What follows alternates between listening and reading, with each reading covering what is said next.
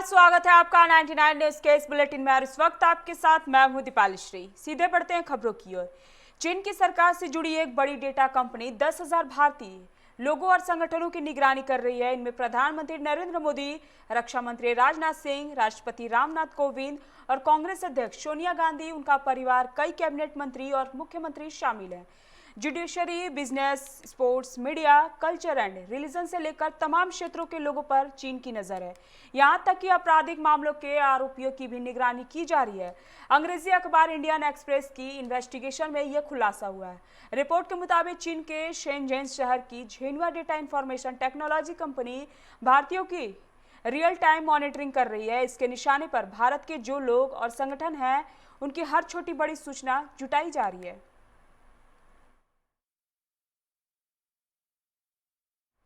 आज से संसद का मानसून सत्र शुरू हो रहा है और इस अवसर पर प्रधानमंत्री नरेंद्र मोदी ने संसद पहुंचकर कहा कि देश के जवान सीमा की रक्षा के लिए तैनात हैं और पूरा देश इन जवानों के साथ खड़ा है। चीन के साथ चल रहे सीमा विवाद के बीच प्रधानमंत्री नरेंद्र मोदी का यह बयान बेहद अहम है।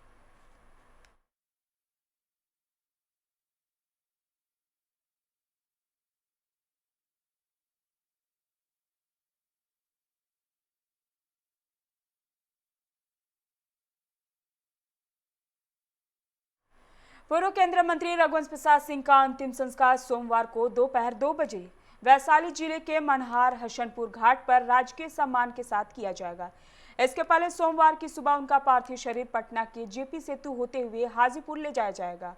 वैशाली में उनका पार्थिव शरीर जगह जगह जनता के दर्शन के लिए ले जाते हुए पैतृक गांव शाहपुर ले जाया जा चुका है। अब वहां से अंतिम यात्रा शुरू होगी।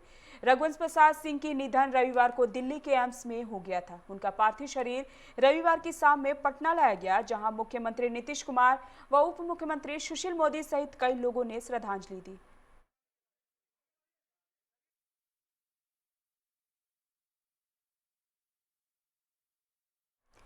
भारत में कोरोना का आतंक जारी है। देश में पिछले 24 घंटे में 92,071 नए मामले सामने आए हैं। इसके साथ ही 11 सितंबर को रिकॉर्ड 97,570 संक्रमण के मामले दर्ज हुए थे। वहीं 24 घंटे में 1,136 लोगों की जान चली गई है। देश में 2 सितंबर से लगातार हर दिन 1,000 से ज्यादा लोगों की मौत हो रही है। कोरोना संक्रमितों की कुल संख्या 48 लाख को पार पहुंच गई है। दुनिया में अभी संक्रमण के सबसे ज्यादा मामले अमेरिका में हैं, लेकिन हर दिन अमेरिका से कई गुना कोरोना मामले भारत में मिल रहे हैं। स्वास्थ्य मंत्रालय के ताजा आंकड़ों के अनुसार देश में अब कुल कोरोना संक्रमितों की संख्या 48,46,000 हो गई है। इनमें से 79,722 लोगों की मौत हो चुकी है। एक्टिव केस की संख्या 9,86,000 हो गई और 37,80,000 लोग ठीक भी हो चुके हैं। संक्रमण के सक्रिय मामलों की संख्या की तुलना में स्वस्थ हुए लोगों की संख्या करीब 4 गुना अधिक है। बिहार में 24 घंटे में सभी 38 जिलों में 1,10,500 सैंपल की जांच की गई। इसमें सिर्फ 1,523 कोरोना पॉजिटिव पाए गए। वहीं 24 घंटे में 1,895 लोग ठीक भी हुए हैं। राज्य में 14,513 मरीज कोविड-19 एक्टिव थे। राज्य में कोरोना मरीजों का रिकवरी रेट और बढ़कर 90.32% हो गया, जो देश में सबसे अधिक है। राज्य में अब तक 48,84,417 सैंपलों की जांच की गई, जिसमें 1,58,389 लोग पॉजिटिव पाए गए हैं। इनमें अब तक 1,43,053 लोग ठीक भी हो चुके हैं। पिछले 24 घंटे में 14 और कोरोना संक्रमितों की मौत हो गई है। अब तक 822 की मौत हो चुकी है।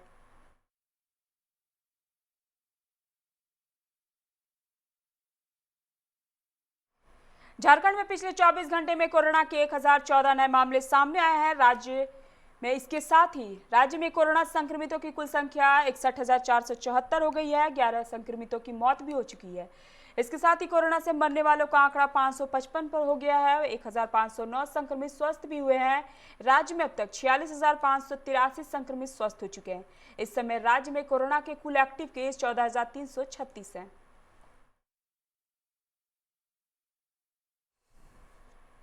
कोरोना संकट के बीच झारखंड विधानसभा का मानसून सत्र 18 सितंबर से शुरू होने जा रहा है। इसके लिए सख्त गाइडलाइन जारी कर दी गई है। इसके तहत मानसून सत्र में भाग लेने के लिए कोरोना जांच कराना अनिवार्य है। रिपोर्ट नेगेटिव आने पर ही विधायक मानसून सत्र में भाग ले सकेंगे। इसके लिए आज से कोरोना की जांच शुरू हो रही है। रांची जिला प्रशासन ने इस संदर्भ में बैठक की और इसके लिए रणनीति भी बनाई है।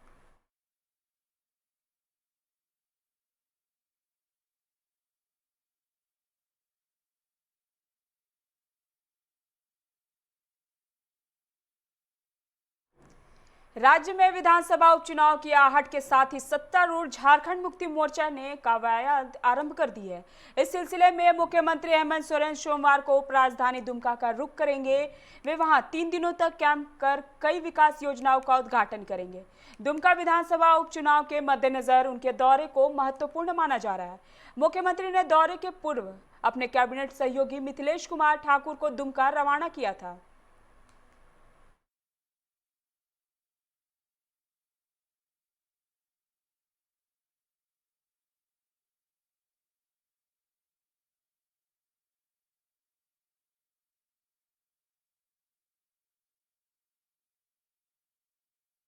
धनसार थाना क्षेत्र के डुमरियाटाड़ में मछली विक्रेता के ऑफिस में घुसकर अपराधियों ने लाखों रुपए की लूट की घटना को अंजाम देकर फरार हो गए। घटना सुबह 10 बजे की बताई जा रही है। सूचना के बाद धनसार पुलिस मौके पर पहुंचकर जांच में जुट गई है। घटना के संबंध में बताया जाता है कि पीले रंग की अपाची बाइक पर सवार 3 अपराधियों ने मछली व्यापारी का कार्यालय पहुंचे। तीनों हेलमेट और मास्क पहने हुए थे। अपराधियों ने बंदूक की नोक पर मछली कारोबारों को अपने कब्जे में ले लिया और तगादा के लाखों रुपए लेकर चलते बने। मौके पर धनसार थाना प्रभारी जयराम प्रसाद पहुंचकर छानबीन कर रहे हैं। पुलिस जांच में जुट होने की बात कह रही है।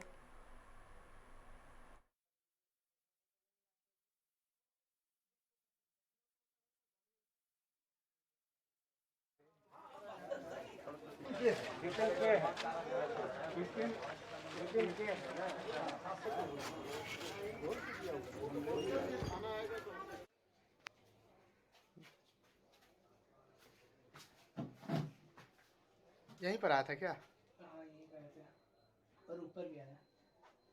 मेरा ऑफिस ऊपर में है।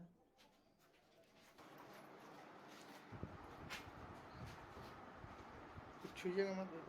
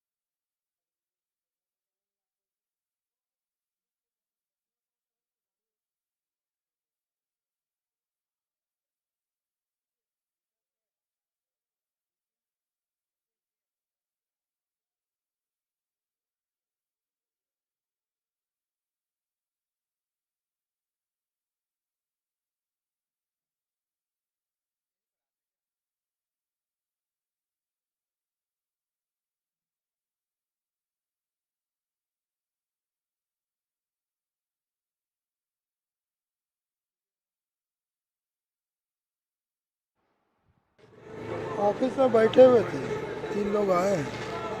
कितने लोग आए? 3। क्या कुछ लिए हुए थे क्या? सामान लिए हुए थे। कौन सामान?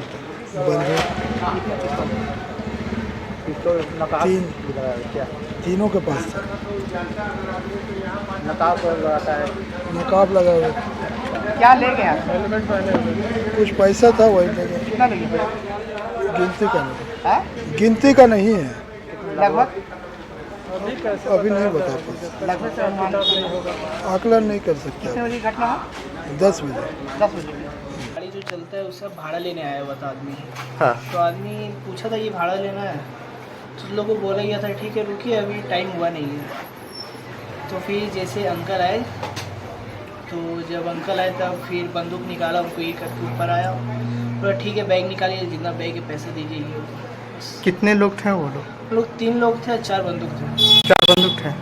तो मछली व्यापारी है, उनको उनका ऑफिस में 3 सवारी किए हुए वो अपाची गाड़ी में आया और बोला रिवॉल्वर सटा के जो है कुछ पैसा लेने की बात बताई, लेकिन अभी नहीं बता रहे क्या पैसा है। कुछ रोकड़ जो है हमारा अलमीरा में रखा हुआ था वो लेके भागा, जो अपाची में 3 सवारी में था आदमी। हाँ, अपाची था, आपको पीला रंग के जो है अपाची था। तीनों जो है अभियुक्त जो है आपको मास्क पहने हुए था। हाँ, मास्क का हेलमेट पहने हुए। कौन जगह ये हुआ? ये माता दी मंदिर जो है डुमरियाटा। हाँ, जांच का विषय है, क्योंकि जान पहचान बता रहा था वो जो है कि ये विपिन जो है, विपिन कौन है विपिन, ऐसे पूछ रहा था विपिन। इसका मतलब वो जानकारी है वो आदमी। हाँ, मछली के व्यापारी है वो। निरसा थाना क्षेत्र के नवनिर्मित रेलवे पुल के नीचे खुदिया नदी में बहता हुआ एक अज्ञात शव देखा गया है, जिसके बाद ग्रामीणों ने इसकी सूचना निरसा पुलिस को दी। लोगों ने बताया कि कुछ ग्रामीण शौच के लिए सुबह उक्त पुल के नीचे नदी गए थे, जहां किसी ने अज्ञात शव को देखा। शव को देखकर ऐसा लग रहा था कि किसी ने बड़ी बेरहमी से उसकी सर को कुचलकर उसकी हत्या कर दी है, जिसके बाद ग्रामीणों ने इसकी सूचना निरसा पुलिस को दी। मौके पर पहुंची निरसा पुलिस शव को किसी तरह उठाकर पोस्टमार्टम के लिए धनबाद भेज दी है। हालांकि शव की पहचान अभी तक नहीं हो पाई है। पुलिस पूरे मामले की जांच में जुटी हुई है। बागमारा विधायक ढुल्लू महतो के करीबी कोयला व्यवसायी राजेश गुप्ता के निश्चितपुर स्थित आवास पर 2 अपराधियों ने रविवार की रात करीब 10:30 बजे पिस्टल से गोली चलाई। फायरिंग से मोहल्ले में दहशत फैल गई। कतरास थाने की थानेदार रास बिहारी लाल सूचना पाकर दल बल के साथ मौके पर पहुंचे। घटनास्थल से एक खोखा पुलिस ने बरामद किया है। पुलिस ने अपराधियों की तलाश कर रही है। राजेश ने बताया कि बाइक पर सवार 2 अपराधी आए थे। इनमें से जो गाड़ी चला रहा था वह हेलमेट पहना था, दूसरे ने गमछे से चेहरा को ढक कर रखा था। हमारे घर के सामने पहुंचकर एक ने पिस्टल निकाल ली और गेट के बगल में फायरिंग की। गोली दीवार पर लगी है। इसके बाद अपराधी भाग निकले हैं। यह घटना सीसीटीवी में कैद हो चुकी है।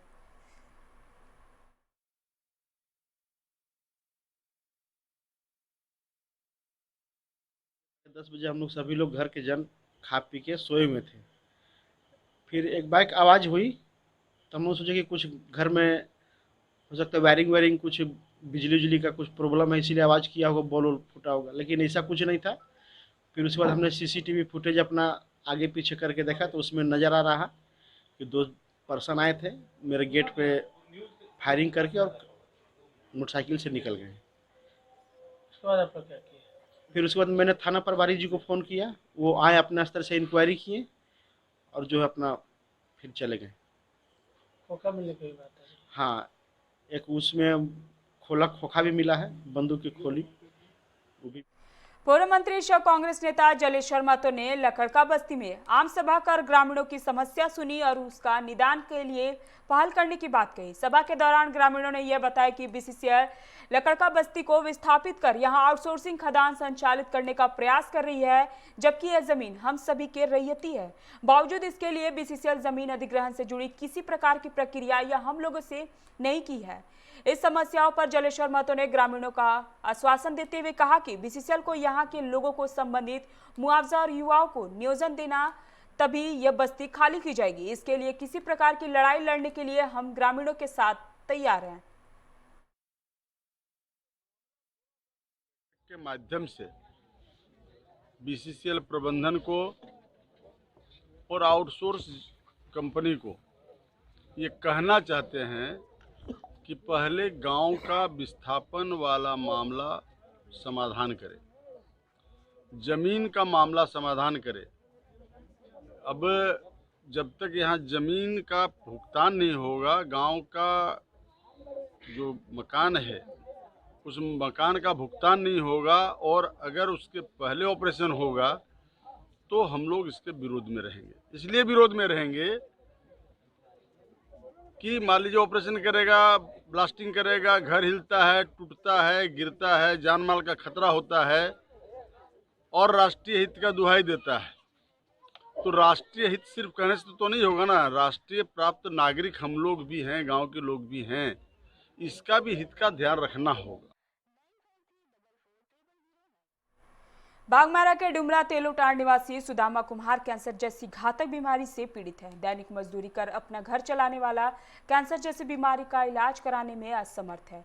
स्थानीय लायंस क्लब कार्यकर्ताओं के प्रयास से कतरास के संजीवनी अस्पताल में भर्ती हैं, जहां अस्पताल प्रबंधक डॉक्टर सौरभ प्रकाश के आदेशानुसार निःशुल्क संभवतः इलाज किया जा रहा है, जो नाकाफी है।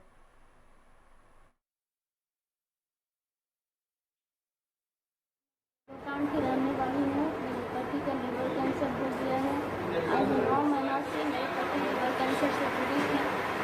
मेरे पास जितना भी पैसा था उससे हम दूर दूर तक इलाज कराए और मेरे पास एक भी पैसा नहीं है। आम जनता से और सरकार से यही प्रार्थना है कि मेरे पति को अच्छा जगह पर इलाज कराएं और मेरे पति की जान बचाएं। सरकार से भी यही अपील है कि कहीं बढ़िया जगह मेरे पति का इलाज कराएं, ताकि मेरे छोटा छोटा जो बच्चा है। मैं सुदामा कुमार का दोस्त हूँ। मैं आम जनता से मैं ये अपील करना चाहता हूँ कि इनका जितना हो सहयोग करें, क्योंकि इनकी दैनिक स्थिति बहुत ज़्यादा ख़राब है। लेकिन अभी फ़िलहाल जहाँ हम लोग एडमिट किया है संजीवनी हॉस्पिटल में, तो यहाँ के अस्पताल प्रबंधन के जितने भी लोग हैं उनसे हम लोगों का भरपूर सहयोग मिला है। उसमें कहीं किसी तरह की कोई कमी नहीं है। लेकिन समस्या ये आ रही है कि पेशेंट की जो स्थिति है वो अत्यंत दयनीय है। इनका इलाज पहले हम लोग भेलोर करवा रहे थे, भेलोर से, लेकिन उसमें जो भी पैसा था इन लोगों के पास वो खर्च करके लोग इलाज करवा लिए। लेकिन अभी जो स्थिति लॉकडाउन की वजह से इनको हम लोग कहीं बाहर ले जा नहीं पा रहे हैं, जिससे कि हम यही अपील करना चाहते हैं आपके सहयोग से कि आम जनता जितने भी समाज सेवी संस्था हैं उनसे मैं यही अपील करूंगा कि जितना बेहतर से बेहतर हॉस्पिटल में इनको इलाज कराने के लिए आगे बढ़ें, तत्पर रहें। आपके सहयोग से मुझे भी ये अपील आपसे भी है। गुमला जिले के थाना क्षेत्र अंतर्गत टेंसरो निवासी पीएलएफआई के कुख्यात अपराधी संदीप तिर्की की महिलाओं ने लाठी डंडे से पीट कर हत्या कर दी। मृतक संदीप तिर्की पिछले 1 दशक से अपराध की दुनिया में था। लेवी रंगदारी और हत्या की घटना में वह शामिल रहता था। सोमवार की सुबह गांव की महिलाओं ने लाठी डंडे से पीट कर उसे मार डाला। उसका शव डांटोली निवासी जगतपाल साहू के खेत में पड़ा हुआ था। पुलिस घटनास्थल पर पहुंच गई है।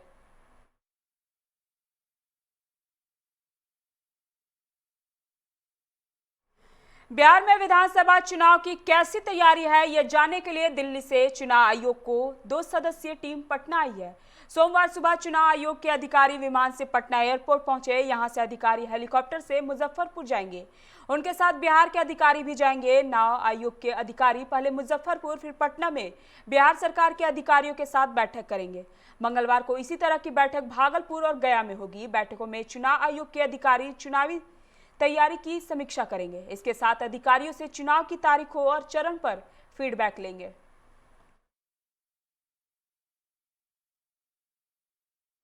बिहार के 5 लाख ट्रक ऑपरेटर सोमवार से हड़ताल पर हैं। सुबह 6 बजे से पूरे प्रदेश में ट्रकों का चक्का जाम किया जा रहा है। रविवार को बिहार ट्रक ऑनर्स एसोसिएशन ने की सूत्री मांगों को लेकर बेमियादी हड़ताल पर जाने की घोषणा कर दी है। ट्रकों की हड़ताल यदि लंबे समय तक जारी रही तो फलों, सब्जी और अन्य खाद्य पदार्थों की कीमतों के और बढ़ने की आशंका है। एसोसिएशन के अध्यक्ष भानुशेखर प्रसाद सिंह और महासचिव राजेश कुमार ने कहा कि राज्य सरकार के बार-बार आश्वासन के बावजूद उनकी समस्याओं के निदान के लिए कोई प्रयास नहीं किया गया और न ही उनकी मांगें मानी जाती है।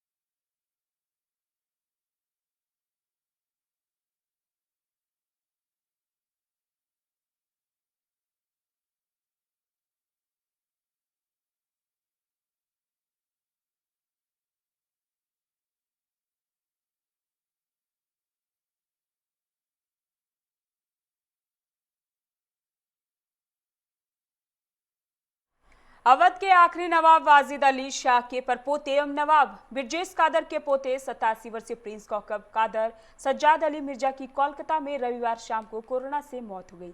वाजिद अली शाह व बेगम हजरत महल के आखिरी वारिस एक हफ्ते पहले कोरोना से संक्रमित पाए गए थे।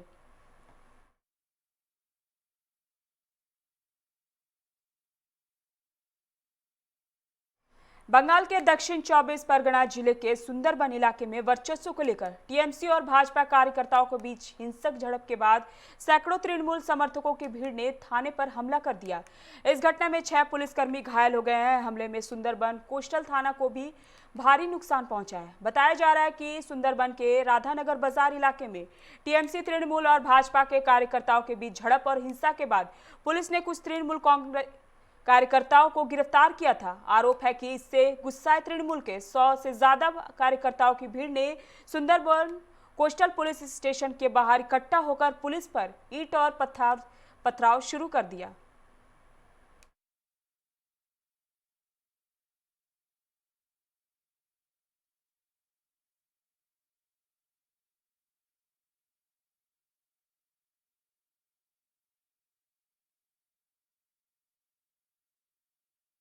बीएसएफ के दक्षिण बंगाल फ्रंटियर द्वारा चलाए जा रहे शून्य तस्करी अभियान के तहत जवानों ने बंगाल में भारत बांग्लादेश सीमा क्षेत्र से पिछले 24 घंटे के दौरान अलग अलग घटनाओं में 3700 फेंसिडेशन कफ सिरप की बोतलें जब्त की है। साथ ही बीएसएफ ने बांग्लादेश में इसकी तस्करी का प्रयास करते हुए 4 तस्करों को गिरफ्तार भी किया है। पकड़े गए तस्करों में 3 भारतीय जबकि 1 बांग्लादेशी है।